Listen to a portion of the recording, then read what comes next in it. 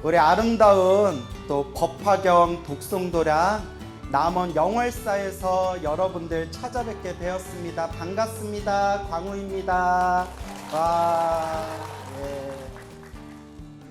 우리 주지스님께서 기도도 너무 엄청 열심히 하시고 또 우리 지리산의 맑고 깨끗한 기운이 가득한 우리 영월사 이 아름다운 도량에서 또 소중한 나 무한행복 소나무를 여러분과 함께 공개 녹화의 시간을 가지게 되었습니다. 여러분들도 참 좋으시죠? 네. 예, 뭐 별로 안 좋은 것 같은 표정인데 예, 그냥 좋게 봐주세요. 우리 영월사가 법화경 독송도량이에요. 그렇죠? 근데 제가 금강경 독송도량에 가면 금강경 가피 이야기를 해드려요. 또 지장경 독송도량, 지장기도하는 도량에 가면 지장보살 가피 이야기 해드리고, 또 관음도량, 관세음보살 도량에 가면 또 관세음보살 가피 이야기 해드리고, 그리고 신묘장구 대다라니 기도하는 도량에 가면 또 신묘장구 대다라니에 대한 공덕과 가피 이야기를 해드려요. 그래서 누가 그러더라고요. 광우 쓰면 맞춤형 법사라고. 예? 어떻게 이렇게 딱 누를 때마다 거기에 관련된 이야기가 나오냐고. 그래서 오늘은 영월사 법화경 독송도량 영월사에서 또 우리가 이 소중한 나 무한행복 이 소나무를 또 진행을 하니까 오늘은 아무래도 무슨 가피 이야기를 우리가 함께 해야 되겠어요? 법화경. 또 눈치 없이 금강경? 예. 자, 오늘 법화경에 대한 여러분의 아주 놀라운 그런 한 불자님의 이야기를 전해드릴까 합니다. 여러분들 다들 행복하게 살고 싶죠? 그렇죠? 네. 행복하게 살고 싶으니까 절에도 다니는 거잖아요. 맞습니까? 네. 근데 여러분, 행복도 불행도 누가 지은 업이라고 했어요? 내가 지은 업이다. 제가 항상 말씀드리죠. 근데 행복해지고 싶다면 우리가 행복해질 수 있을 만한 무엇을 지어야 된다고 했죠? 복과 선업과 공덕을 지어야 된다. 제가 항상 귀가 따갑도록 드리는 말씀이지만 다 자기가 지은 복대로 살아가요, 여러분. 그래서 스님, 인생을 살아가면서 너무 힘들고 괴롭고 답답해요 하는 사람일수록 무엇을 많이 해야 된다? 기도를 많이 해야 됩니다. 기도를 많이 해야 돼요. 근데 여러분 절대 오해하지 마세요. 제가 전국을 다니면서 전국 방방곳곳에 제가 항상 법문하고 강의하잖아요. 그렇죠? 근데 제가 서울 위주로 서울에서 지금 살고 있고 또 전국에 저기 제주도까지 전국에 이제 법문을 하고 전국에 이제 강의를 하고 다니는데 다 그런 건 아니지만 혹시 제 말 오해하지 마세요. 그냥 제가 여러분들한테 달콤한 당근만 드릴 수는 없잖아요.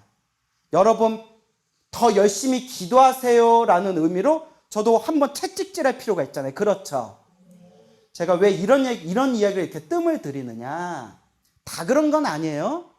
지방에서 신행생활을 하는 불자님들 중에서도 정말 기도 많이 하시고 신도로서 정말 존경스러운 그런 신도분들, 불자님들도 있지만 여러분 이거 뭐 자기 얘기가 아니라면 한 귀로 흘려도 되지만 혹시 내 얘기인가 싶으다 분들은 반성하셔야 됩니다.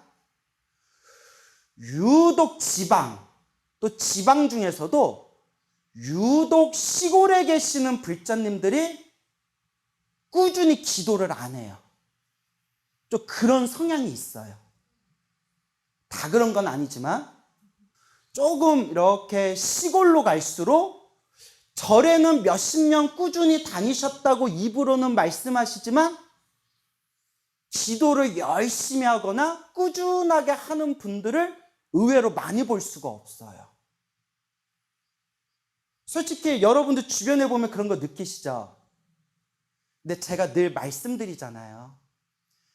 절에 안 다니는 것보다는 절에 다니는 게 공덕이 쌓이지만 그냥 몸으로만 절에 다니는 걸로는 내 업이 바뀐다 안 바뀐다? 잘 안 바뀌어요. 뭐 해야 된다? 기도하고 복을 짓고 꾸준하게 공덕을 닦아야 돼요. 제가 소나무라는 프로그램을 이제 8년이 넘어가요. 8년이 넘는 소나무라는 프로그램을 통해서 어떻게 해야 신도들에게 더 부처님의 가르침을 쉽게 전달할까? 어떻게 해야 조금이라도 더 기도를 시킬까? 어떻게 해야 부처님에 대한 믿음을 더 일으킬 수 있을까? 고민하고 고민하다가 아마 금강경이니 반야신경이니 능엄경이니 어려운 얘기하면 신도들이 잘 집중을 못하는구나. 일단은 불교와 친숙하게 만들고 일단은 절에 와서 일단은 부처님께 기도 열심히 하고 복을 짓게 하는 이 기초부터 닦게 만들어야 되겠구나. 그래서 우리 신도님들한테 더 열심히 기도하고 이번 생 부처님 법을 만났을 때 조금이라도 더 닦으세요 라는 마음으로 항상 기도해라 기도해라. 그리고 그런 놀라운 불자님들이 체험했던 신비로운 기도가피 이야기를 계속 드렸던 거거든요. 왜냐하면 남들이 기도 열심히 해서 저런 신비로운 가피를 받았다 이런 얘기 사람이 자꾸 듣다 보면 나도 뭐 하고 싶은 마음이 생길까요? 나도 기도해야 되겠다. 나도 기도 한번 해봐야겠다. 그게 제 목적이었어요. 이번 생 사람으로 태어나 소중한 부처님 법을 만났으니 무엇을 좀 열심히 해봐라? 기도를 열심히 해봐라. 잘 살고 못 사는 것이 다 누가 지은 업이다? 다 내가 지은 업이다. 그러니 이번 생 힘들고 괴롭고 답답할수록 한번 간절하게 기도를 해봐라. 그래서 기도할 시간이 없어요 라는 불자님들한테 제가 늘 귀가 따갑게 드린 말씀이 아침에 일어나면 관세음보살, 관세음보살. 설거지할 때에도 지장보살, 지장보살. 밭농사하면서 풀 뽑고 잡초 뽑고 씨 뿌리고 농사일할 때에도 일할 때에도 마음속으로 그냥 관세음보살, 관세음보살. 지장보살, 지장보살. 하루에 연부를 1000번이면 1000번, 10,000번이면 10,000번 꾸준히 일상 속에서 따로 기도를 시간을 내겠다는 생각도 내려놓고 일상 속에서 간절하게 한번 염불 해봐라 라고 늘 말씀을 드렸던 거예요. 하지만 의외로 스님 제가 사는 게 너무 힘듭니다. 괴롭습니다. 답답합니다. 라고 하는 분들하고 대화를 나눠보면 의외로 꾸준히 간절히 기도를 안 하는 사람이 많거나 처음에는 깔짝깔짝 기도에 좀 집중하다가 꾸준하게 기도하지 못하고 금방 마음에 불이 휙 하고 꺼지듯이 기도하려는 그 불심의 마음을 놓쳐버리는 그런 분들을 너무 많이 봤어요. 이렇게 사람 얼굴 보면 대충 몇 마디 해보면 기도하는구나 안 하는구나 라는 게 느껴져요. 근데 제가 그런 얘기를 잘 안 해요. 왜 안 하느냐? 뭐 내가 관상쟁이도 아니고 자기 기도는 자기가 하는 거니까. 근데 냉정하게 스스로를 한번 살펴보세요. 입으로는 부처님께 행복하게 해주세요, 행복하게 해주세요 라고 입으로는 빌면서 정말 행복해질 수 있을 만한 매일매일 자신만의 기도는 꾸준히 하고 있느냐. 냉정하게 자신을 살펴보시기 바랍니다. 알겠죠? 예. 스스로를 살펴보시기 바랍니다. 30여 년 전쯤에 약 30년 전쯤에 출가하신 비구니 스님이 계세요. 30대 초반에 출가하셨대요. 30대 초반에. 30대 초반에 아주 유명한 그분의 개인 프라이버시라서 자세히 말할 수는 없고요. 아주 유명한 비구니 사찰에서 행자 생활을 하고 이제 계를 받고 강원에서 4년 동안 비구니 강원에서 공부하시고 그렇게 출가 생활을 하신 비구니 스님이 계세요. 그분도 고향이 전라도 쪽이세요. 저기 고향이. 근데 그분이 일남 이녀 중에 장녀였대요. 일남 이녀 중에 장녀였는데 집안이 지독하게 가난했대요. 집안이 지독하게 가난한, 힘들게 하루하루 먹고 사는 그런 집이었대요. 근데 이 비구니 스님이 30살 초반에 출가를 하게 된 이유가 뭐냐면, 참 먹먹해요, 가슴이. 아버지가 너무 아프신데 아무리 병원을 다녀도 낫지가 않더래요. 집안은 정말 가난하고 병원에 갈 그런 돈도 부족하고 아버지는 병이 쉽게 낫지도 않고, 그러다가 어느 비구니 스님이 이런 얘기를 하셨대요. 네가 머리 깎고 출가를 해라.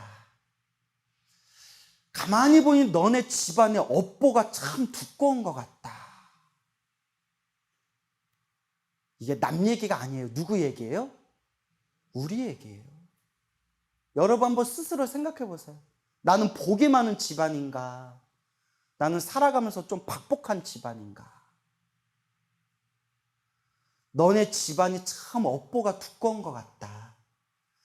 네가 머리 깎고 출가해서 부처님께 간절히 기도하고 그 업을 닦으면 아버지 병이 빨리 나을 수 있을 것이다. 그 비구니 말씀이 가슴에 훅 들어오더래요. 그리고 순수한 효심의 마음으로, 무엇의 마음으로? 순수한 효심의 마음으로 아버지의 병을 낫게 하고 집안이 좀 편안했으면 하는 마음으로 30 초반에 머리를 깎고 출가하셨대요.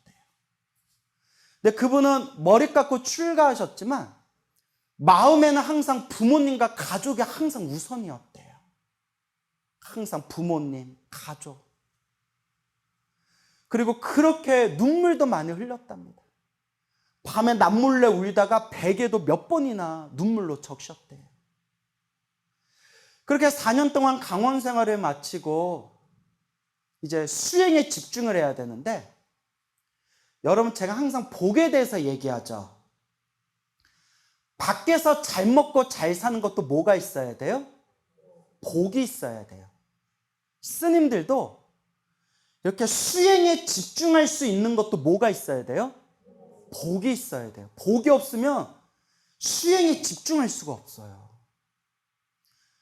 이 스님은 너무 복이 없었나 봐요. 머리 깎고 출가했는데도 집안 형편이 나아지지가 않고 너무나 집안이 어려워서 이 스님이 수행에 집중할 수가 없는 거예요. 또 저도 뭐 건너들은 얘기지만 참 먹먹해요. 일남 이녀 중에 장녀라고 했죠. 남동생이 눈이 멀었대요. 그리고 사실 밑에 또 동생이 하나 있었는데 물에 빠져 죽었대요. 집안은 너무나 가난하고, 그 후에 아버님의 병이 나으셨는지는 제가 잘 그 얘기까지 못 들었지만 어머니도 항상 목이 아프신 거예요. 항상 몸이 아프시고 목이 아프셔서 어느 날은 밥도 제대로 못 드시고 물도 제대로 못 드시고 침도 제대로 못 삼키신대요. 어떻게 해요?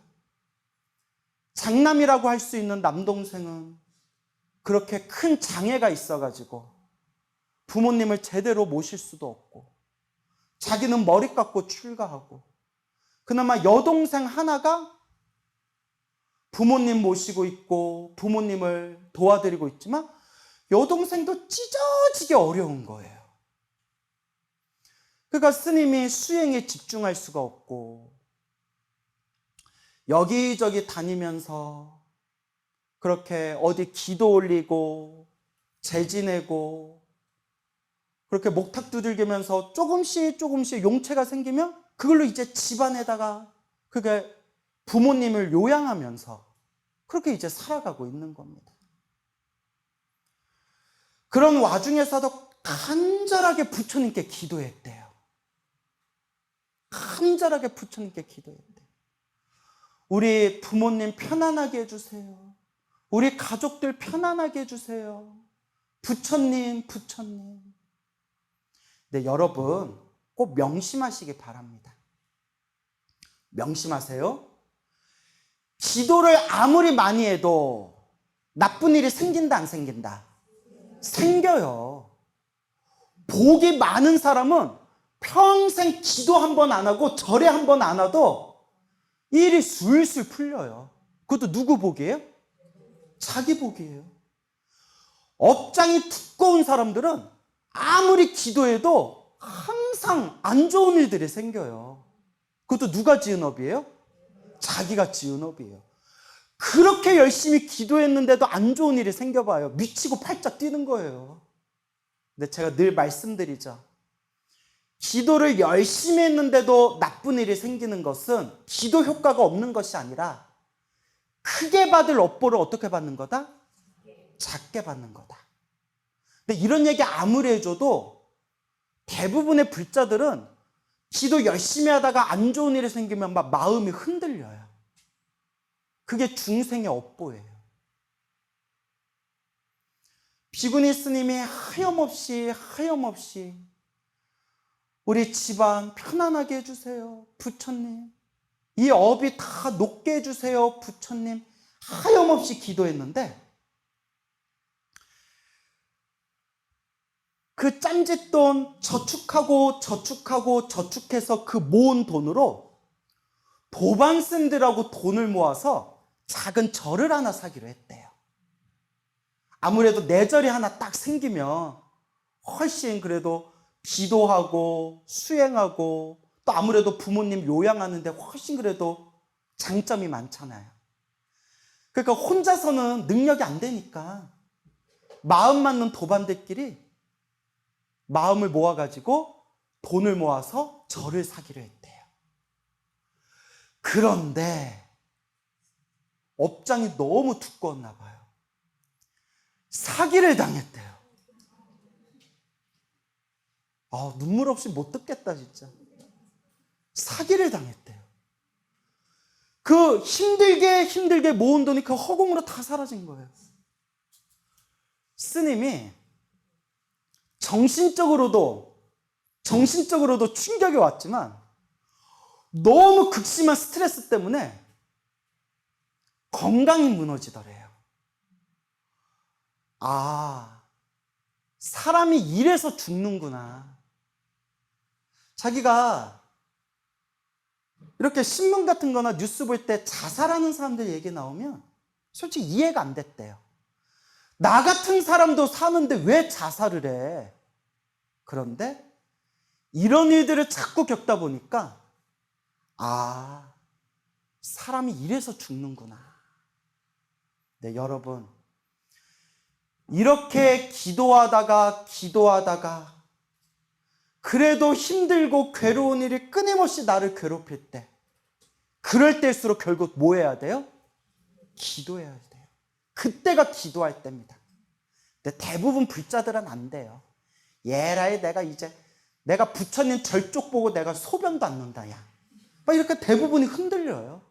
그런 사람들 많이 봤어요. 그럴 때가 기도할 때입니다.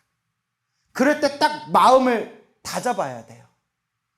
내가 이렇게 오랫동안 간절히 기도했는데도 내가 이렇게 힘들고 괴로운 것은 그만큼 시작 없는 옛적부터 내가 무엇을 많이 지었기 때문이다? 무거운 업보를 많이 지었기 때문이다. 그러니 내가 더 열심히 기도해야 된다. 라고 명심하셔야 됩니다. 그럴 때 이 스님이 너무나 가슴이 무겁고 힘들어서 전국의 유명한 기도도량에게서 계속 기도에 집중을 하셨대요. 정말 기도를 안 하면 죽을 것 같더래요. 그래도 이분이 믿음이 있는 분이에요. 정말 믿음이 있는 분이에요. 그러다 어느 기회에 친한 도반스님의 권유로 저 경상도 쪽에 평생 법화경을 수행하신 노스님을 만나게 됐대요. 평생 법화경을 수행하신 노스님을.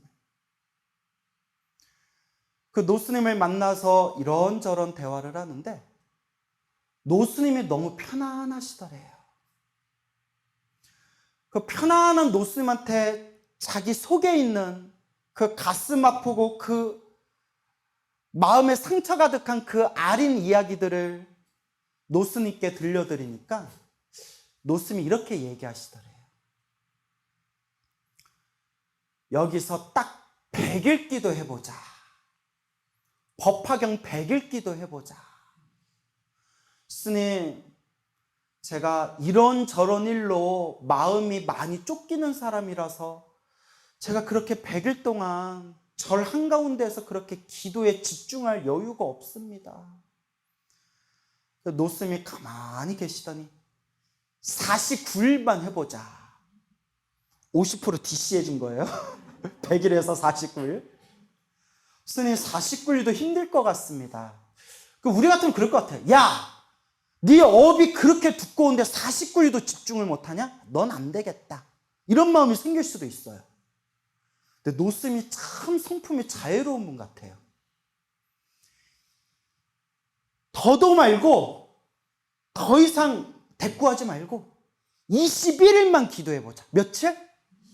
21일만 하루에 8시간씩 새벽에 2시간, 오전에 2시간, 낮에 2시간, 밤에 2시간, 2시간씩 4번, 8시간 21일만 부처님께 간절하게 법화경 기도를 해보자. 예, 한번 해보겠습니다. 그리고 법화경을 그 노스님이 계신 그 절에서 21일 동안 간절하게 기도를 했대요. 새벽, 아침, 낮, 저녁 시간 2시간씩 4번 8시간 간절하게 법화경을 독송하고 기도하고 남는 시간에는 사경을 하면서 법화경에 사경을 하면서 기도를 하는데 기도에 너무 열심히 집중해서인지 일주일 만에 도저히 말로써 표현할 수 없는 그런 어떤 묘한 그런 어떤 느낌들이 일어나더래요. 노스님께 여쭤보니까 노스님이 놓아버려라. 집착하지 말라라. 흘려버려라. 그냥 기도에만 집중해라. 예, 스님. 이런 거에 일어나고 사라지는 이런 거에 집중하지 않고 남은 기간 기도에만 집중하겠습니다. 그러니까 간절하게 기도하고 있는데 집에서 전화가 왔는데 엄마가 비군 있으면 어머니 여동생한테 전화가 온 거예요. 엄마가 후두암이래. 엄마가 암이래. 근데 아까 살짝 복선이 깔렸죠. 평소에 몸이 너무 아프시고 밥 먹고 물 마시고 침 삼키는 것조차 힘들어 하실 때가 많았대요. 엄마가 후두암이래. 비구니스미 억장이 무너지는 느낌이더래요. 억장이 무너진 느낌이더래요.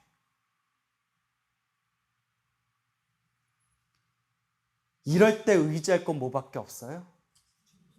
죽으나 사나 부처님밖에 없어요.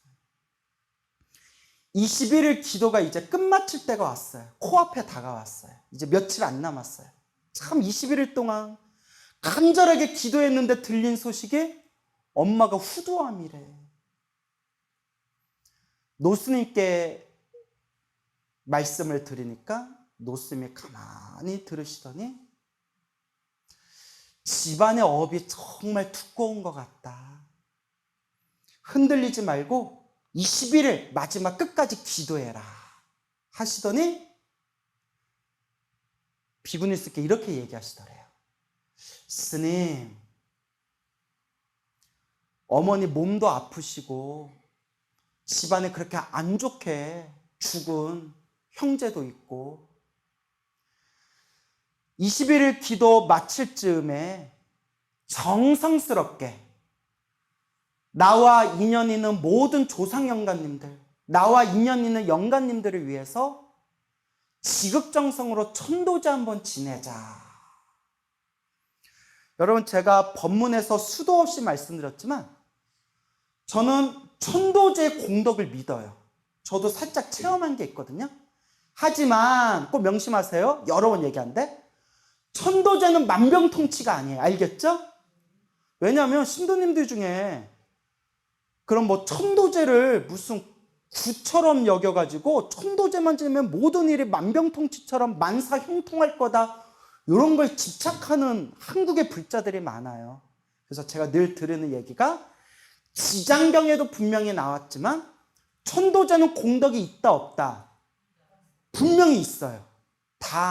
하지만 여러분들 오해할까봐, 집착할까봐 늘 말씀드리는 게 모아지는 말아라, 만병통치 약이다라고 여기지는 말아라. 알겠죠? 예. 천도제를 지내보자. 고민하다가 예 스님, 천도제를 올리겠습니다. 그 스님이 대출까지 받아서 천도제를 올렸대요. 근데 여러분, 이게 중요한 게 있어요. 절대 스님들끼리라고 해서 절대로 공짜로 해주는 게 아니에요. 인과법이에요. 인과법. 물론 공짜로라도 천도제를 지내드린 게 좋겠지만 인과법 법칙에 의하면 반드시 내가 보시공덕을 지어야 돼요. 지장경에도 그 내용이 자세히 나와요. 그러니까 여러분, 절에 다니면서 공짜 좋아하지 마세요. 복 지으려고 절에 온 거잖아요. 스님이 대출까지 받아서 천도제를 올렸대요. 정성스럽게. 노스님도 그 스님의 사정을 잘 알기 때문에 노스님도 지극정성으로 천도제를 준비해 주셨고, 같이 기도했던 스님들이 오셔가지고 법당에서 마지막 여법하게 천도제를 지내고 마지막 21일까지 간절하게 법화경 기도를 딱 마쳤다고 합니다. 그리고 어머니는 이제 항암 치료를 받기 위해서 서울의 대형 병원에 들어가서 이제 MRI 정밀 검사까지 받으시고, 그렇게 21일 기도가 끝나고 나서 얼마 되지 않았을 때 여동생한테 전화가 왔어요. 여동생이 막 울먹거리면서, 스님, 지금 병원 갔다 와서 의사 선생님 뵙고 검사 결과 받았는데 암이 흔적도 없이 사라졌대요. 의사조차 놀랬대요. 암이 흔적도 없이 사라졌대요. 여러분, 합장하고 한 구절씩 따라 하시기 바랍니다. 나무묘법 연화경, 나무묘법 연화경, 나무묘법 연화경, 나무아미타불 관세음보살. 예, 내리시고요. 그 비브니스님이 생생하게 체험하신 거예요. 믿습니까, 여러분? 예. 믿으면 뭐예요? 기도를 해야지. 예? 맨날 믿기만 해. 기도를 해야지. 흔적도 없이 사라졌대. 이런 얘기를 듣고 우리가 어떻게 기도를 안 할 수가 있고, 이런 생생한 체험이 있는데 어떻게 우리가 부처님을 안 믿을 수가 있어요? 지난 소중한 나 무한행보 소나무를 진행하면서 8년 동안 정말 책으로 봤다면 저조차도 믿기 어려운 그 수많은 불자들의 체험담을 제가 두 눈으로 목격하고 실제로 그 불자님들을 만나고 그분들께 직접 들으면서 이 생생한 부처님의 가피 이야기를 불자님들께 전해드렸습니다. 우리가 부처님을 안 믿을 수가 없습니다. 어느 불자님이 계시는데 그 불자님께서 노보살님이세요. 아마 지금도 살아 계실 거예요. 평생 말년에 법화경을 말년에 이제 만나가지고 사경을 하시면서 50번 넘게 사경했대요. 한 53번째인가? 법화경을. 처음부터 끝까지 사경을. 근데 그분 말씀이 당신이 항암 치료를 받으면서 큰 수술만 11번을 받았대요. 몇 번? 살아있는 게 기적이래요. 계속 전이가 돼가지고 11번 수술을 받다가 이것도 전생에 어떤 선업의 인연이겠죠. 누가 법화경 사경하면 하도 좋다니까 죽기 전에 기도나 하자 하고 정말 사경을 열심히 했대요. 사경하고 10번, 20번, 30번이 넘어가다가 병원에서 꾸준하게 항상 추적 검사를 하잖아요. 11번 수술 받으셨대요. 그런데 법화경 사경하던 어느 날 병원에서 이런 결과가 나왔대요. 왠지는 모르겠지만 암이 멈췄습니다. 지금 더 이상 암이 확장되지 않고 그냥 암 진행이 그냥 완전히 멈췄습니다. 뭐 가끔 이런 사례도 있는데 지금 이대로 잘 관리하시기 바랍니다. 그리고 10몇 년이 지난 지금까지 암이 진행이 안 되고 있대. 그냥 암은 품고 있지만 그냥 평상시처럼 그냥 크게 아픔 없이 지금 신행생활하면서 봉사활동하면서 지금 살아가고 있다. 자기는 너무나 행복하고 이 부처님 가피가 아니었으면 자기는 벌써 죽었을 것이다 라는 어느 노보살님이 계십니다. 오늘 이런 얘기 들으니까 그래 나도 오늘부터 기도 한번 해보자 이런 생각 들어요 안 들어요? 들어요? 3일? 작심 3일? 근데 여러분 제가 항상 가피 이야기하면서 늘 드리는 이야기가 있어요. 앞에서도 말씀드렸지만 이게 제일 중요합니다. 기도를 열심히 해도 나쁜 일이 생긴다 안 생긴다? 그걸 명심하세요. 여러분 기도해도 나쁜 일이 생겨요. 왜다? 누가 지으너?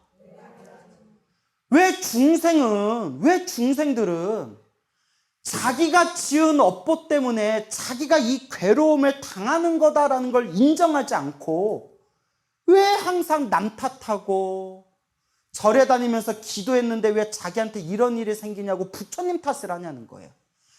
팔만대장경의 한결같이 자기가 지은 업은 자기가 받는 거다.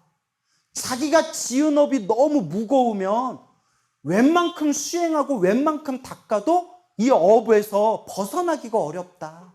그러니 악업을 짓지 말고 좋은 인연만 닦아야 된다라고 부처님이 팔만대장경에서 그렇게 얘기하셨는데도 뜬금없이 스님 내가 기도했는데 왜 저한테 이런 일이 생겨요? 아유 다 뻥인 것 같아요. 기도해봤자 영혼도 없네요. 이렇게 왜 이렇게 흔들리는 중생들이 많으냐는 거예요. 뭐 흔들리는 꽃들 속에서 네 샴푸 향이 생각난 거예요? 예? 이게 뭐 말이야 당나귀야? 결국은 누가 닦아야 된다? 자기가 닦아야 돼요.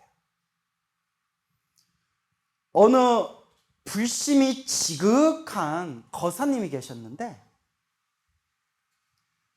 부인분께서 항상 부인을 절에 데려오는 게 부처님과 인연을 맺게 하는 게 당신 소원이셨대요.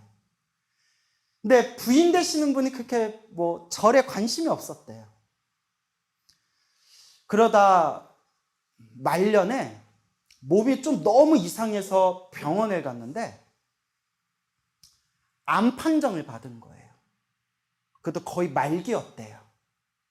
이상하다 싶어서 병원 가면 뭐 말기라면서요. 거사님께서 법화경 사경해라. 법화경 사경하면 반드시 가피가 있을 것이다. 간곡하게 얘기를 하셨대요. 보살님이 그날부터 항암 투병 생활을 하시면서 정말 하루 종일 정말 법화경 사경을 열심히 하셨대요. 몇 개월 동안 정말 하루 종일 법화경을 써가면서 열심히 사경을 하셨는데 결국 암으로 숨을 거두셨어요. 좋은 얘기만 있는 건 아니에요. 사경을 열심히 하셨는데도 암으로 세상을 떠나셨어요. 그런데 워낙 절에 오래 다녔던 분들이라서 많은 불자님들이 장례식장에 찾아오고 평소에 친분이 있는 스님들도 장례식장에 찾아오셨대요. 그러니까 장례식이 마치고 며칠이 지난 뒤에 절에서 스님들하고 차를 마시는데 표정이 편안하고 담담해 보이시더래요, 거사님이. 근데 거사님이 이렇게 얘기하시더래요. 아내가 제 암을 낫게 해주세요라고 간절하게 기도하면서 법화경을 사경했는데도 몇 달 못 살고 암으로 세상을 떠났습니다. 그렇지만 저는 너무나 고맙습니다. 왜요?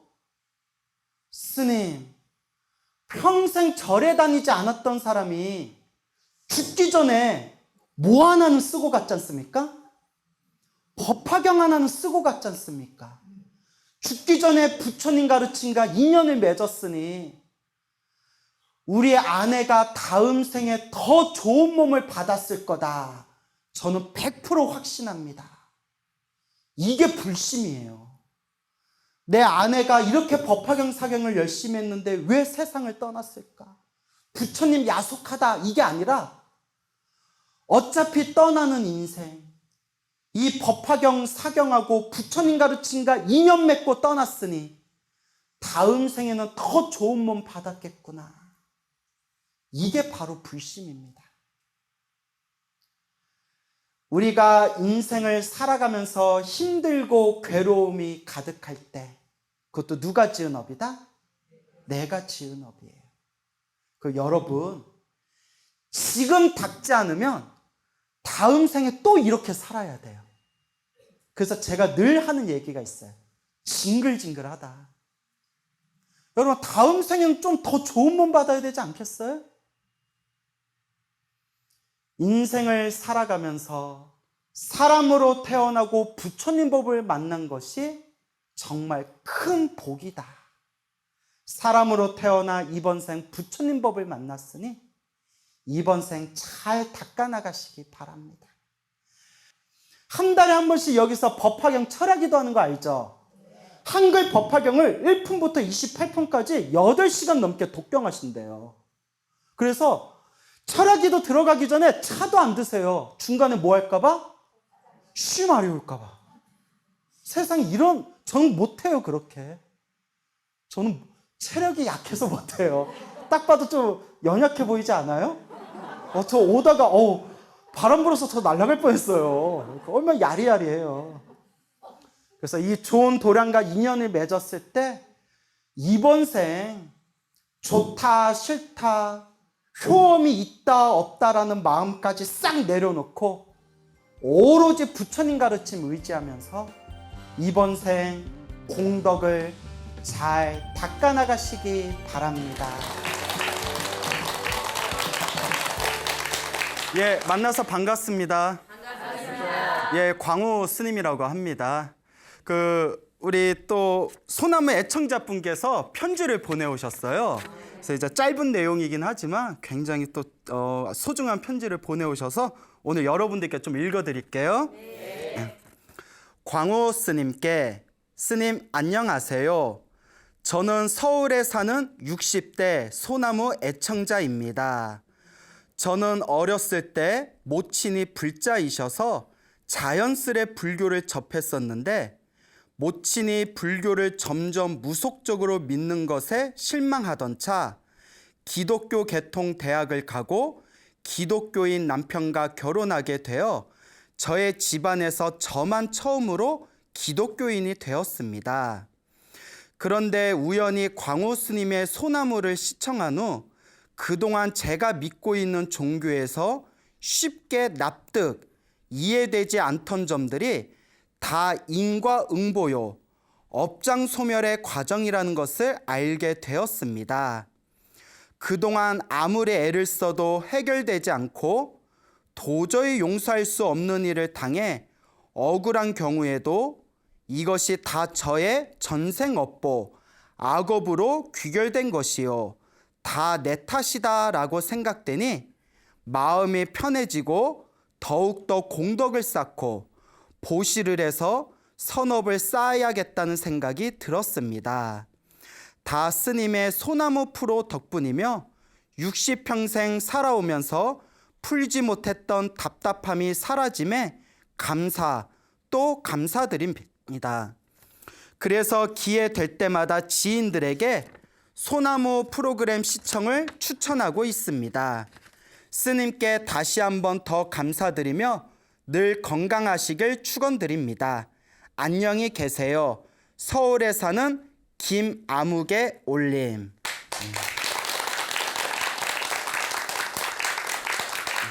예, 어떻게 편지 내용 잘 들어보셨습니까? 네. 예, 뭐 짧지만 아주 굵직하게 예, 자, 우리 앞에 펼쳐진 모든 일들이 다 내가 지은 전생의 업보구나라는 것을 느끼시고 또 마음의 평온함을 찾으셨다는 우리 소나무 애청자의 편지 내용이 되겠습니다.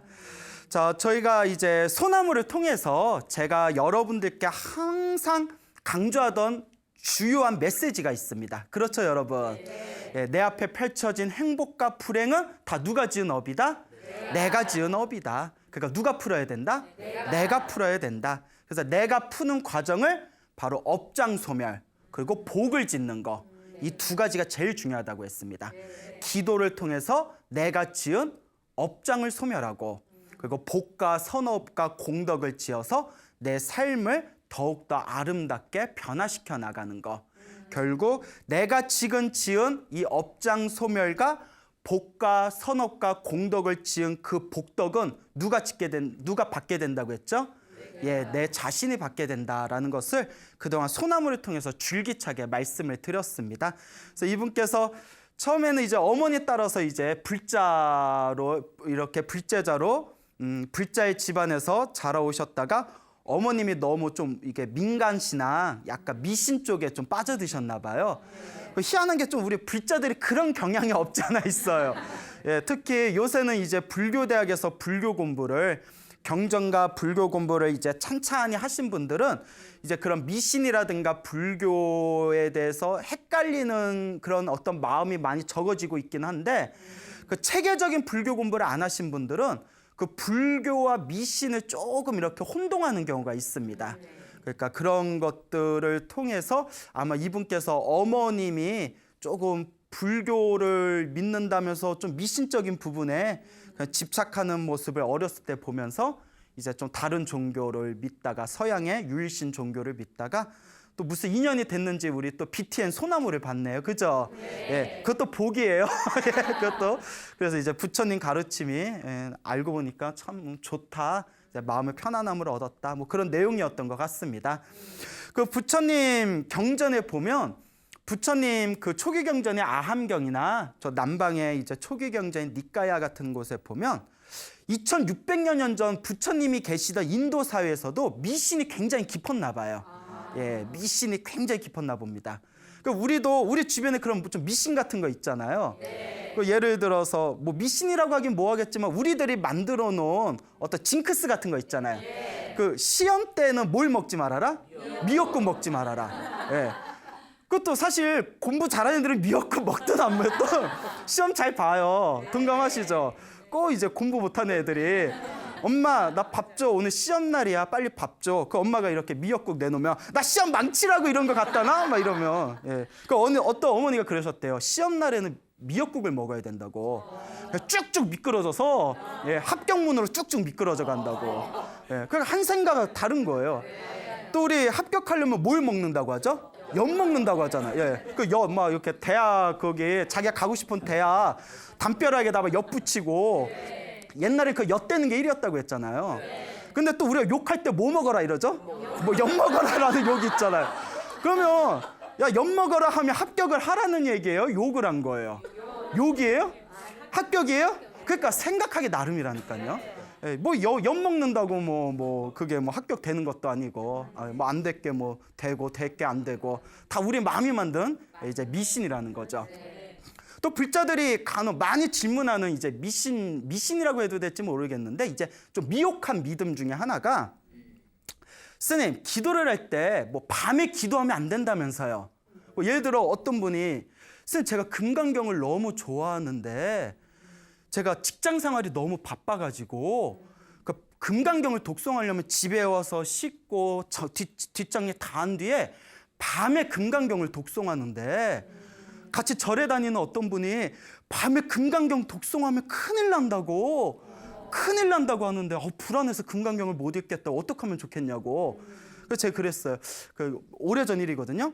혹시 BTN 보신 적 있나요? 예, 본 적 있다고 해서 12시 넘어서 BTN 틀어본 적 있냐고.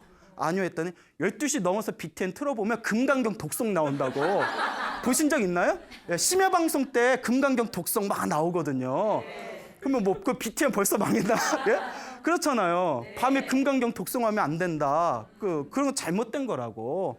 그래서 제가 하는 얘기가 부처님 기도는 아침에 하면 아침에 하는 대로 좋고 낮에 하면 낮에 하는 대로 좋고 밤에 하면 밤에 하는 대로 좋다고.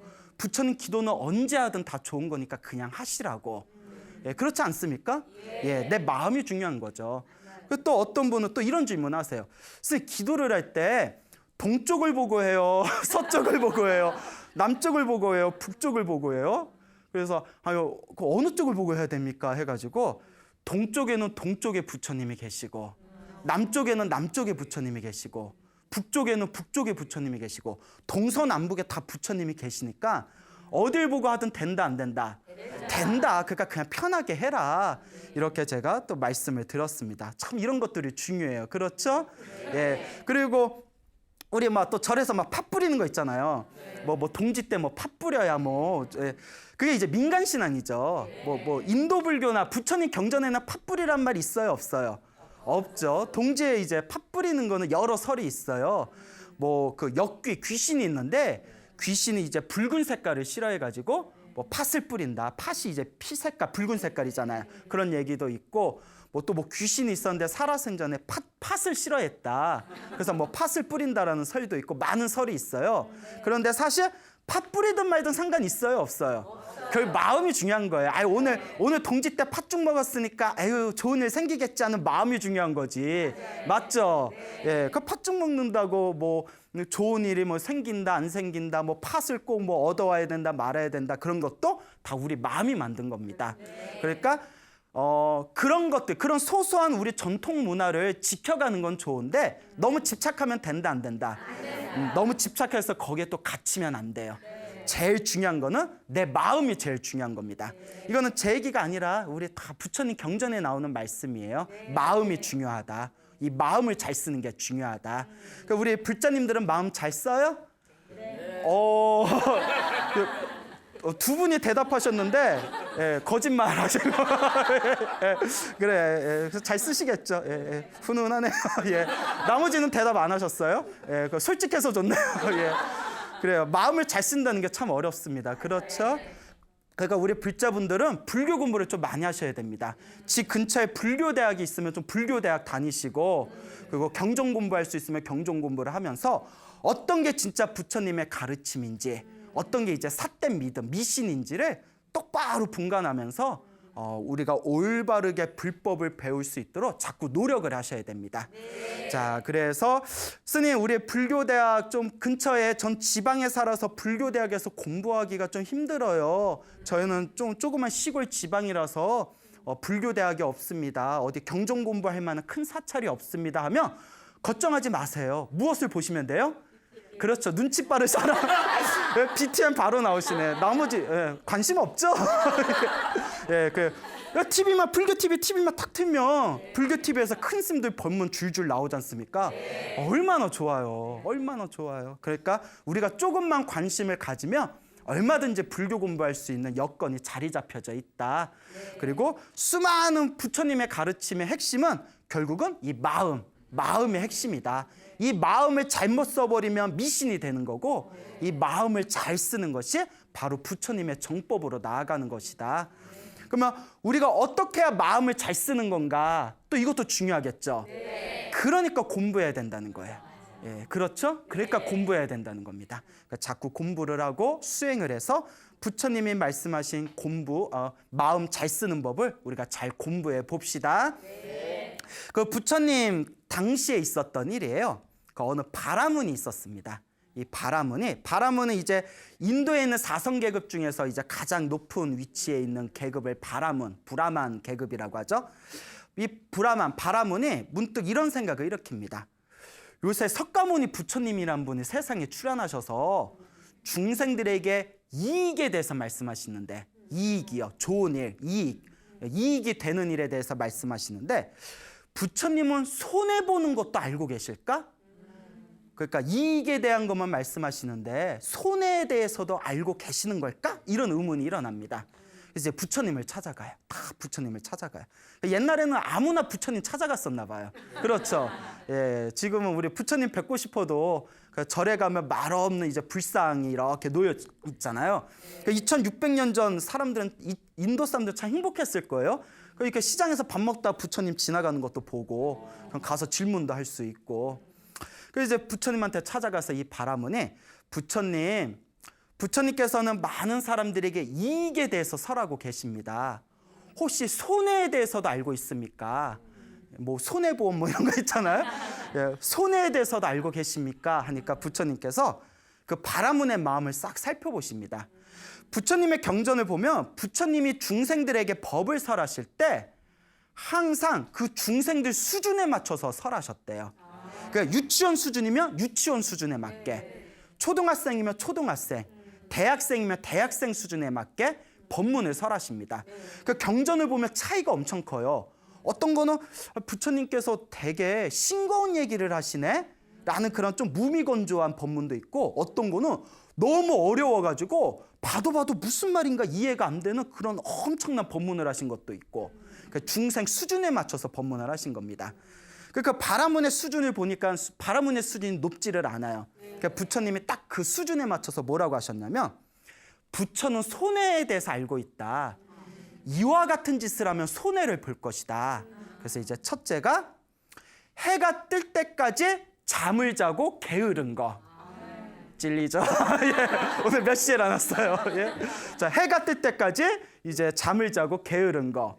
둘째는 늦은 달밤이 뜰 때까지 돌아다니고 사치스러운 거. 그렇죠? 그 다음에 세 번째가 남의 여자와 간통하는 거. 그 불교에서는 바람 피는 거에 대해서 굉장히 큰 업보를 짓는 거라고 가르칩니다. 그래서 이제 그 이혼하는 거에 대해서는 불교가 크게 반대를 안 하는데, 배우자가 있는 상태에서 바람 피는 거는 무거운 업보를 짓는 거래요. 부부의 믿음을 저버리는 것이기 때문에. 그래서 이와 같이 늦게까지 잠을 자고 게으르고, 또 달밤에 늦게까지 돌아다니고 사치스럽고, 그리고 남의 여자와 간통하는 거, 이것이 바로 손해보는 법이다. 우리가 들으면 별로 대단한 내용은 아니잖아요. 다 아는 내용이잖아요. 근데 바라문은 그 얘기를 딱 듣고 이제 자기 수준에 맞는 거예요. 아우, 훌륭하십니다. 부처님이시여. 저도 그렇게 생각합니다. 부처님이 말씀하신 그 가르침이 손해보는 방법입니다. 이렇게 이제 부처님께 말씀을 드립니다. 자, 그러면서 부처님께서 가만히 그 바라문의 마음을 살펴본 뒤에 이제 그 바라문에게 질문을 던지십니다. 근데 바라문이요, 그대는 직업이 무엇인고? 그대는 무엇을 하면서 먹고 사느냐? 부처님이 이미 다 아시지만 알면서 물어보신 거예요. 그러니까 바라문이 뭐라고 하냐면 저는 타짜입니다 이래요. 노름꾼. 예, 전문 노름꾼을 타짜라고 하잖아요. 영화 안 보셨어요? 자, 하여튼 저는 노름꾼, 전문 노름꾼입니다. 타짜입니다. 그 부처님께서 그대가 노름을 하면 이길 때가 더 많냐, 질 때가 더 많냐, 이기느냐, 지느냐라고 질문을 던지니까 그 이제 노름꾼의 바라문이 이길 때도 있고 질 때도 있습니다. 예? 그때 일정하지 않습니다. 이길 때도 있고 질 때도 있습니다. 그 부처님께서 다음과 같이 얘기하십니다. 아주 유명한 말씀을 남기시죠. 남을 이기는 것은 중요하지 않다.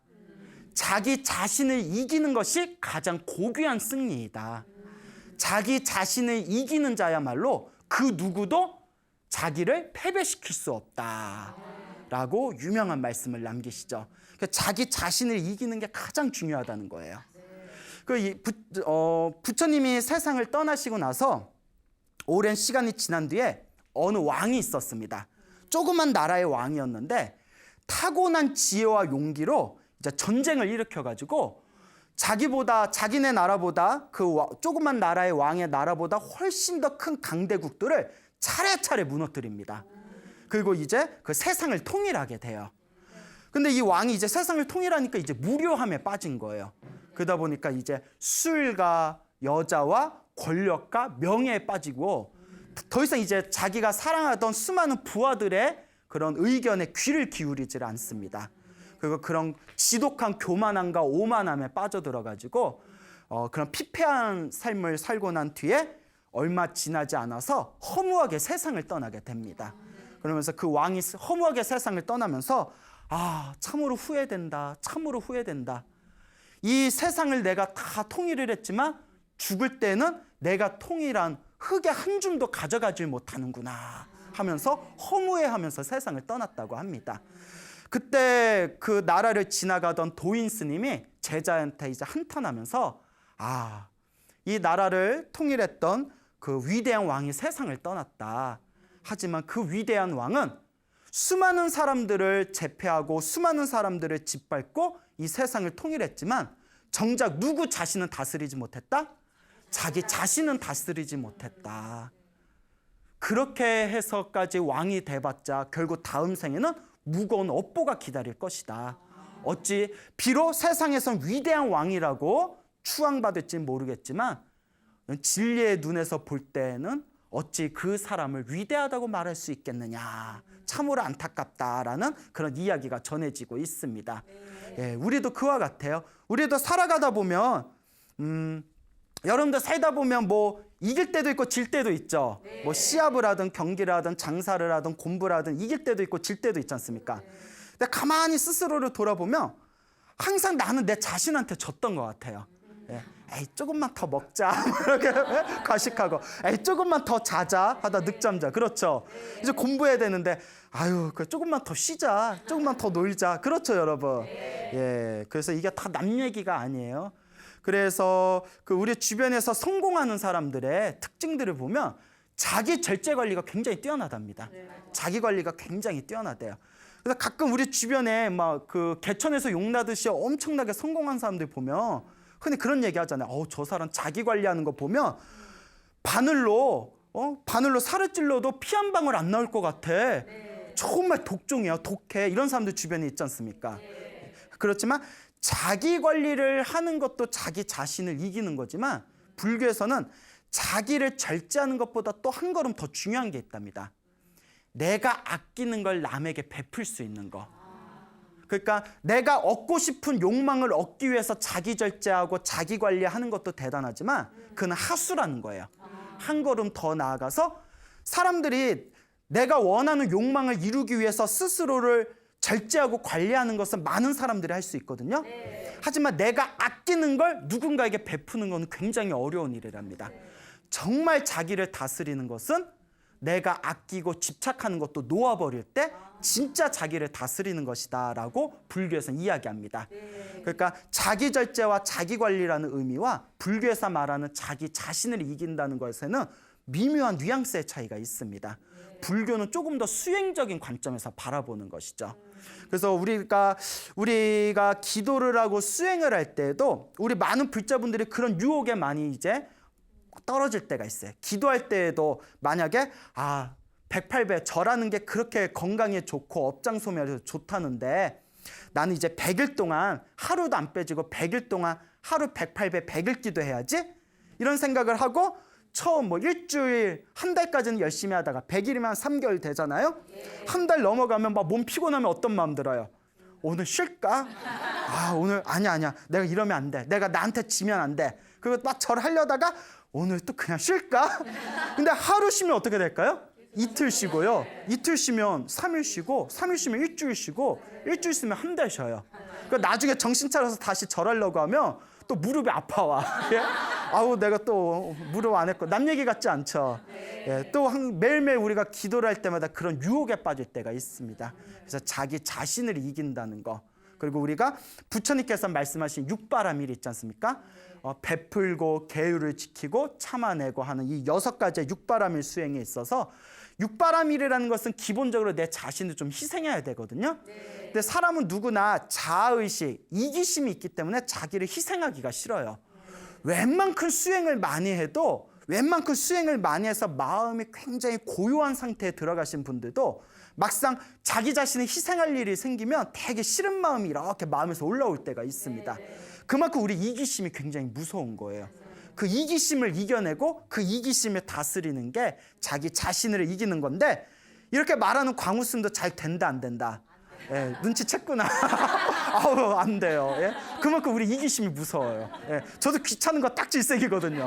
예, 그래서 살찌나 봐요. 귀찮은 거에. 예? 자, 어쨌거나 이와 같이 이기심을 이기는 거, 자기 자신을 다스린다는 거, 그게 굉장히 중요하다는 것을 여러분들이 명확하게 가슴속에 각인하시기 바랍니다. 자, 부처님의 수제자였던 지혜제일 사리불 스님이라고 있습니다. 지혜제일 사리불 스님 많이 들어보셨죠? 네. 예, 그동안 이야기 많이 했지 않습니까? 네. 얘 해놓고 물어보면 대답도 잘 못한다. 자, 지혜제일 사리불이라는 부처님 10대 제자 중에 지혜제일이라는 스님이 계셨는데 이 스님께서 어느 날 이제 삼촌을 찾아갑니다. 삼촌을 찾아가요. 삼촌을 찾아가서 그 스님들 세계에서는 이런 얘기가 있어요. 이 스님들이 출가를 하고 부처님 법을 배운 뒤에 중생들이 이제 제도하기 위해서 법을 펼치지 않습니까? 네. 차라리 피 한 방울 안 섞이는 남남이 차라리 제도하기가 편하대요. 네. 오히려 아는 사람, 친척을 만나면 오히려 제도하기가 쉽다 어렵다? 더 어렵다는 거예요. 그렇잖아요. 네. 옛날에 머리 기르고 살았을 때 피차 서로 어렸을 때부터 기저귀 갈 때부터 알던 사이인데 그러니까 어렸을 때부터 요만했을 때부터 코 질질 흘리던 애가 갑자기 머리 깎고 와가지고 제 말씀을 들어보세요. Listen. 이러면서 그러면 이제 기가 차는 거죠. 아유 이러면서 자꾸 옛날 모습이 생각날 겁니다. 그러니까 이제 우리 스님들 세계에서는 오히려 가족을 제도하기가 더 힘들다라는 얘기가 있습니다. 동감하시죠? 예, 가족 제도하기가 더 힘들다. 근데 이제 사리불 스님이 어쨌거나 이제 삼촌을 찾아갑니다. 삼촌을 찾아가서 거사님, 불교에서 이제 남자 신도를 거사님이라 하지 않습니까? 이제 거사님은 지금까지 살아오면서 공덕을 한 번이라도 지은 적이 있습니까? 복이나 선업이나 공덕을 한 번이라도 지어본 적이 있습니까? 뭐라고 하냐면 있다 이러는 거예요. 사리불 스님, 저도 공덕을 열심히 짓고 있습니다. 무슨 공덕을 지으십니까? 나는 매달 니간타들에게 한 달에 1,000냥씩 보시를 올립니다. 1,000냥이면 큰 돈이겠죠? 지금 치면 1,000만 원 정도? 최소 100만 원? 모르겠다. 하여튼 2,600년째에 1,000냥이면 얼마인가? 하여튼 큰 돈이겠죠. 예. 매달 1,000냥씩 니간타들에게 보시를 올린다 이러는 거예요. 니간타가 부처님 당시에 발가벗고 다니는 옷을 입지 않고 이제 발벗고 다니는 알몸 수행자들을 니간타라고 불렀대요. 알몸 수행자들. 내가 매달 1,000냥씩 보시를 올리고 있다. 사리불 스님이 왜 보시를 올립니까? 어떤 목적으로 보시를 올립니까? 하니까 그 삼촌이 하는 얘기가 하늘세계에 태어나기 위함이다. 하늘세계에 태어나기 위함이다. 그러니까 그들에게 보시를 하면 하늘세계에 태어난다고 누가 그럽니까? 그들이 그랬다. 아닙니다. 그는 바른 가르침이 아닙니다.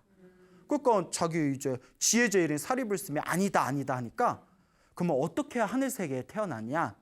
위대하신 부처님이 계십니다. 부처님께 가서 한번 여쭈어보시지요 하고 이제 부처님한테 인도를 합니다. 부처님한테 다 인사를 드리고 그 삼촌이 저는 하늘 세계에 태어나기 위해서 니건타들에게 그러니까 다른 종교의 사람들에게 한 달에 1000냥씩 보시를 올리고 있습니다. 제가 하늘 세계에 태어날 수 있겠습니까? 없겠습니까? 그 부처님께서 다음과 같이 말씀하십니다. 100년 동안 그들에게 보시를 한다고 해도 부처님의 제자들에게 밥 한 숟가락을 보시하는 것만 못하다. 팔이 완전 안으로 굽어버렸어요. 예? 그들에게 아무리 100년 동안 1000냥씩을 보시한다 하더라도 누구에게? 부처님 제자에게 얼만큼이라도 밥 한 숟가락만큼 보시한 것보다도 못하다. 마땅히 그 진실을 바르게 알아야 될 것이다 라고 부처님께서 법을 설하십니다. 자, 일단 이게 첫 번째 이야기고요. 또 이제 두 번째 이야기가 또 이제 사리불스님께서 이번엔 조카를 찾아가요.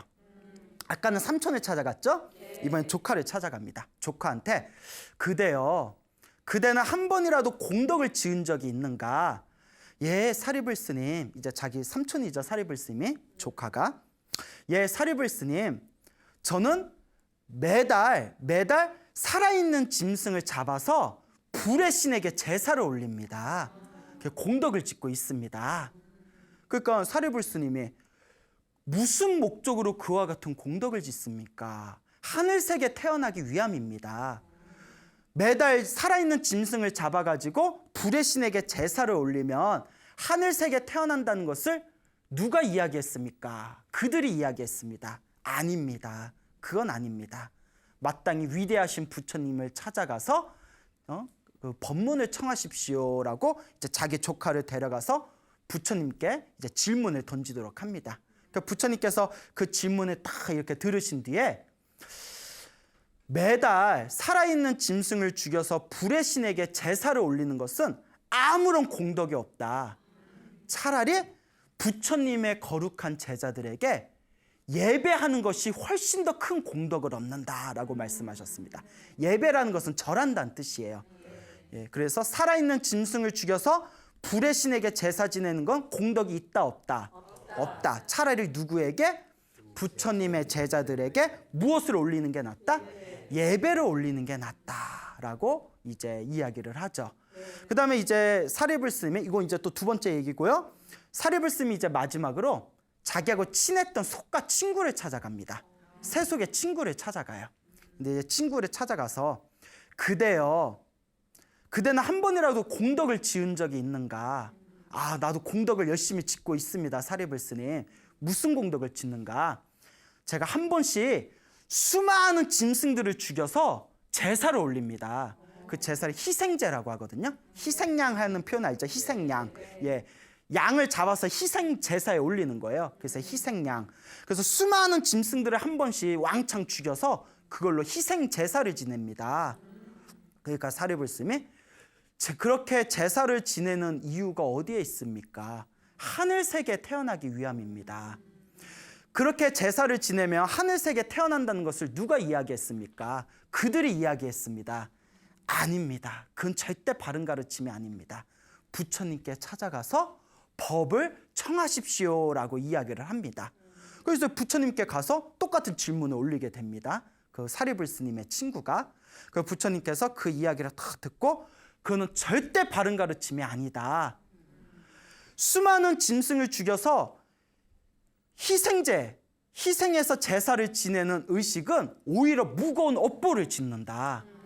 차라리 부처님의 제자를 한 번 더 공경하는 것보다도 못한다. 라고 부처님께서 신신당부하는 이야기가 나옵니다. 그러니까 이 사리불스님이 3명을 찾아가게 되죠. 사리불스님의 삼촌, 그쵸? 그 다음에 조카, 안 잊어먹었어요? 그 다음에 친구를 찾아갑니다. 그래서 첫 번째 삼촌을 찾아갔을 때는 니건타들에게 한 달에 1000냥씩 이제 보시를 올린다. 그리고 두 번째 이제 조카를 찾아갔을 때는 매달 짐승 하나를 죽여서 불의 신에게 제사를 지낸다. 그랬죠. 그다음에 세 번째, 친구를 찾아갔을 때는 한 번씩 수많은 짐승들을 죽여서 희생제를 올린다. 자, 이와 같은 이야기를 듣고 이제 사리불스님이 그들을 제도하기 위해서 부처님께 이제 그 법을 이끌어주는 그런 내용들이 싹 펼쳐지게 됩니다. 지금 이야기한 것들이 우리가 지금 현대사회를 살아가면서 빠질 수 있는 그 혹은 옛날에 우리가 저질렀던 미신들이 깔려 있습니다. 느끼시죠? 그런 미신들이 깔려 있어요. 자, 먼저 우리가 보시라는 개념을 펼칠 때 베푼다는 표현이 있잖아요. 베푼다. 우리가 누군가에게 무언가를 베풀 때는 그것 자체가 강력한 복이 된답니다. 근데 아무나 베푼다고 그냥 아무렇게나 쓴다고 다 복이 되는 건 아니래요. 몇 가지 법칙이 있어요. 올바른 분들에게 올바른 마음으로 올바른 것을 바쳐야 돼요. 이해 가시죠? 예를 들어서 우리가 무언가를 베풀 때 내가 승진하거나 진급하고 싶은 마음에 권력자에게 뇌물을 갖다 붙이며 뇌물도 베푼 거잖아요. 그러면 그건 복이 될까요? 안 될까요?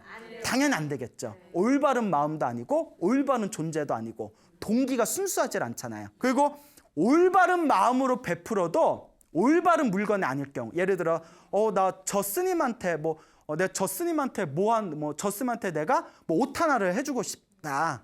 옷 하나 해줘야지 하고 몰래 옷가게에 가서 옷을 훔쳐서 스님한테 공손한 마음, 스님 제 옷 보시를 받아주십시오 하면 복이 돼야 안 돼요. 올바른 물건이 아니라는 거예요. 무슨 얘기인지 알죠? 이것도 배워야 돼요. 아니긴 아닌데 이런 것도 배워야 됩니다. 그러니까 올바른 마음으로 올바른 분에게 올바른 물건을 갖다 올릴 때 우리가 그 올바른 공덕이 된다고 합니다. 참 묘하죠?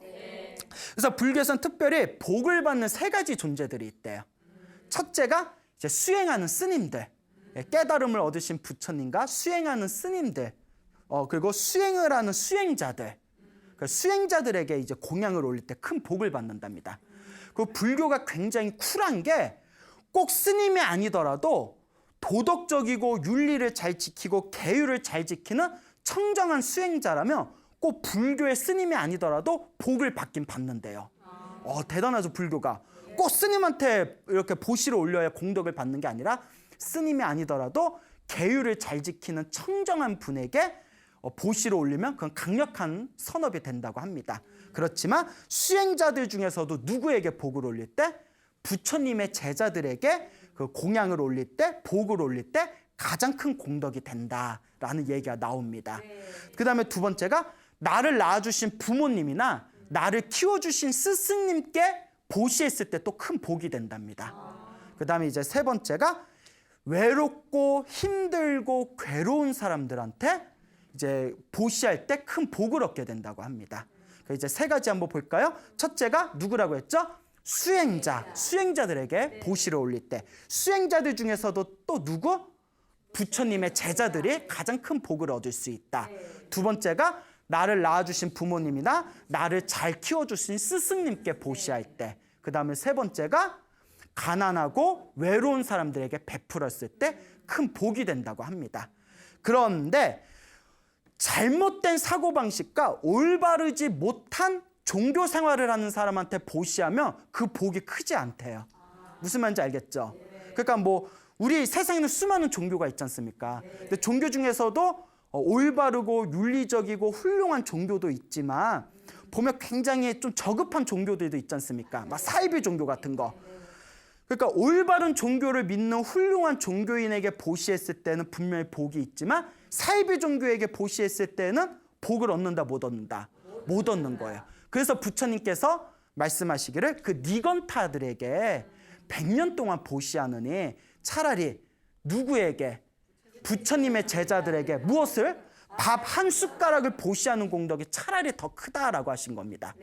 그러니까 올바른 마음으로 올바른 물건을 갖고 올바른 분에게 보시할 때 그 공덕이 더 크다는 것을 부처님께서 강조하신 것이죠. 이런 내용을 보면 경전에 자주 나옵니다. 그래서 우리가 스님 밥 한 그릇 밥 먹다가 밥 한 숟가락 스님한테 보시했다고 공덕이 크겠어요? 이런 마음을 우리도 일으킬 수 있지 않습니까? 소나무에서도 누누이 얘기했고 경전에서도 누누이 얘기했지만 우리가 마음을 순수하고 정성스러운 마음을 일으키는 게 가장 중요하다고 합니다. 그래서 아까 오늘 소나무 시작할 때 서두에도 말씀드렸지만 부처님 말씀에 가장 중요한 것이 바로 요 마음자리라고 했지 않습니까? 아무리 자그마한 거라도 내가 정성스러운 마음으로 내가 공양을 올렸을 때 그 공덕이 엄청나게 크다는 거예요. 그래서 우리 부처님의 그 불교설화에 보면 어느 신도분이 이렇게 이제 그 마을에 이제 계시면서 날씨가 너무 더우니까 밖에 나와서 바람을 쐬고 있었대요. 이렇게 이제 바람을 쐬고 있었는데 그때 이제 스님들이 이렇게 길을 걷고 있다가 날씨가 너무 더워가지고 그 마을 그늘가에서 스님들이 앉아서 쉬고 있었답니다. 그 할머니가 스님들이 이렇게 땀을 흘리면서 앉아 있는 거 보니까 마음에 애린 거예요. 그러니까 이제 할머니가 뭐 줄 게 없는 거예요. 아유 뭐 드릴 게 없나 뭐 이러다가 뭐 줄 게 없으니까 스님들이 목이 말라 날씨가 더우니까 물이나 한 잔 떠드리자 해가지고 우물가에 가서 우물에 있는 물을 떠다가 스님들한테 이렇게 물을 이렇게 공양 올렸대요. 스님들 그 물을 이렇게 시원하게 드셨답니다. 근데 이제 중요한 게 있어요. 그 물이 할머니 물은 아니잖아요. 그렇잖아요. 그 우물에 있는 거 그냥 우물에서 물 하나 떠가지고 공양 올린 거잖아요. 그런데 보잘것없는 그냥 우물가에 있는 물 한 컵 떠서 스님들께 공양 올렸을 뿐인데 그 공덕으로 할머니가 죽어서 하늘세계 천상에 태어납니다. 물 한 번 돌린 걸로. 자, 이걸 제가 항상 이렇게 얘기하죠. 가성비 대박이라고. 예? 야, 물 한 번 올렸는데 하늘세계 태어나. 야, 대단하죠. 마음이 중요하다는 거예요. 그 정성스러운 마음. 우리 같으면 스님들 땀 흘리고 막 이렇게 앉아 있으면 막 이게 아유 저 스님들 물 한 컵 떠드릴까? 라는 마음 생길 수도 있지만 또 한편으로는 뭐 스님들이 손이 없어 발이 없어 뭐 나보다 젊은데 알아서 떠다 먹겠지 뭐 이럴 수도 있잖아요. 예? 그 예를 들어 뭐 스님이 지나가다 목이 말라서 앉아있는 할머니 노보살님께 할머니 목이 말라서 그런데 물 한 잔 먹을 수 있을까요? 하면 할머니가 아유 우리 스님하고 정성스럽게 물 주시는 분도 있을 거고 저 있을까 떠다 드셔 이런 분도 있을 거고 그 마음 차이가 중요하다는 거예요. 그러니까 그 공경하는 마음 그 부처님의 제자라는 이유만으로 부처님을 생각하고 스님을 생각하면서 공경하는 마음으로 그 물 한 모금 그냥 물 한 컵 떠다 드렸는데 그 공덕이 천상에 태어나는 복이 되었다. 이래서 제가 불교를 좋아해요. 여러분 불교에서는 하늘세계 태어난 게 별로 어렵지 않아요. 예? 예, 그래서 그냥 정성스러운 마음과 부처님을 생각하는 마음과 자그마한 물 한 컵이라도 부처님을 생각하면서 보시하는 그 마음이 바로 하늘세계에 태어날 수 있는 마음이다라는 것을 여러분들이 명심하시기 바랍니다. 네. 자, 다들 동감하시죠? 네. 자, 그래서 이 두 번째 우리 그 조카도 만나보고 또 세 번째 친구들도 만났잖아요. 그때 어떤 복을 짓냐 했더니 조카는 매달 짐승을 죽여서 불에 신에게 제사 올린다. 그리고 친구는 수많은 짐승을 죽여서 희생제를 올린다 돼 있죠. 우리나라도 그렇고 옛날 고대 종교를 보면 특히 샤머니즘 문화에서 보면 살아있는 짐승을 죽여서 피를 뿌리고 제사 지내는 의식이 굉장히 많아요. 불교에서는 그게 엄청난 악업을 짓는 거랍니다. 그러니까 우리가 복 지으려고 하늘에 제사 지낼 때 소도 잡고 돼지도 잡고 양도 잡잖아요. 불교적인 관점에서는 살아있는 생명을 죽여서 제사를 올리는 것은 오히려 악업을 짓는 겁니다. 다른 생명을 끊는 거니까. 그래서 불교에서는 복을 짓고 싶으면 살아있는 생명을 죽이지 말아라. 죽어가는 생명을 살려라. 그게 복을 짓는 거라는 거예요. 그래서 부처님의 경전에 보면 한결같이 부처님의 불살생에 대해서 얘기합니다. 살생하지 말아라, 살생하지 말아라, 살생하지 말아라. 그러니까 우리 주변에서도 그런 경우가 많아요. 미신이라든가 무속신앙을 믿는 집안에서는 뭐 큰 그런 뭐 국 같은 거 할 때 살아있는 짐승 죽여가지고 집안 곳곳에 피 뿌리고 막 이렇게 굿하는 경우 있잖아요. 그때 그 큰 스님들 법문에 보면 그럴 때 하늘의 호법 선신들, 착한 선신들은 떠나가고 악취와 비린내 때문에 떠나가고 그 피를 좋아하는 악한 귀신들이 몰려온다고 했어요. 그 우리 불자들은 항상 깨끗하고 청정한 걸 추구해야 됩니다. 그래서 부처님께서 말씀하시기를 복을 짓는 가장 첫 번째가 방생이라고 했습니다. 예, 살아있는 생명을 우리가 존중하고 죽을지도 모르는 생명을 살려주는 거. 복을 짓고 싶으면 살아있는 생명을 존중하고 죽어가는 생명을 풀어주는 방생의 공덕이 가장 복을 짓는 것이다 라고 우리 불교에서는 이야기하고 있습니다. 그러니까 사립을 쓴 입장에서 보면 조카나 그 친구가 살아있는 생명을 죽여가지고 제사를 올려서 복을 받는다라는 이야기를 들으니까 얼마나 가슴이 답답했겠어요. 그래서 그나마 그 분들은 전생에 좋은 인연이 있어서 사리불스님과 같은 선지식을 만나 부처님의 바른 법을 믿게 되었으니 그것도 바로 자기 복입니다. 이와 같이 우리가 살아가다 보면 나는 복을 짓고 선업을 짓고 공덕을 지으려다가 미혹되고 어리석으면 복 지으려다가 복을 까먹는 경우가 있어요. 그렇기 때문에 복을 지으려면 무엇보다 불교를 바르게 공부하고 또 바르게 부처님의 가르침을 이해해야 됩니다. 부처님의 가르침의 바른 이해 속에서 내가 어떻게 복을 지어야 되는지, 내가 어떻게 선업을 지어야 되는지, 내가 어떻게 공덕을 지어야 되는지를 또렷하게 우리가 알아채 나갈 수가 있다라는 것을 명심하시기 바랍니다. 그래서 오늘 4가지 이야기를 드렸는데요. 첫 번째가 바람, 그 노름꾼 바람문이 부처님을 찾아왔을 때 부처님이 자기 자신을 이기는 것이 가장 고귀한 승리이다. 그리고 두 번째 이야기가 사리불 스님이 삼촌을 만나서 그 니건타들에게 매달 1000냥씩 보시하는 것보다 차라리 부처님의 제자들에게 밥 한 숟가락을 공양하는 게 더 공덕이 크다.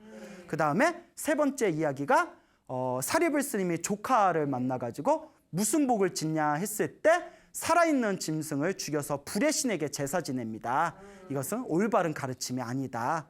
그 다음에 이제 4번째가 사리불 스님이 친구를 만나서 무슨 공덕을 짓냐 했을 때 한 번씩 짐승들을 많이 죽여서 희생제를 올린다. 그건 올바른 가르침이 아니다. 바른 가르침이 아니다라는 그런 4가지의 이야기를 오늘 여러분들께 말씀을 드렸습니다. 그러니까 여러분들 우리도 이 소나무에서 다 이야기하지 못한 또 자신만이 가지고 있는 잘못된 미신들이 있을 겁니다. 그러니까 부처님의 가르침을 잘 닦아 나가셔서 어떤 게 올바른 믿음인지 어떤 게 잘못된 믿음인지를 부처님의 소중한 가르침을 통해서 하나씩 깨우쳐 나가시길 바랍니다. 여러분 행복해지고 싶습니까? 네. 행복한 삶을 창조하고 싶습니까? 네. 복을 지으십시오. 선업을 지으십시오. 공덕을 쌓으십시오. 복과 선업과 공덕의 힘이 여러분들을 진정한 행복의 길로 이끌어 줄 것입니다. 여기서 마치겠습니다. 소중한 나 원행복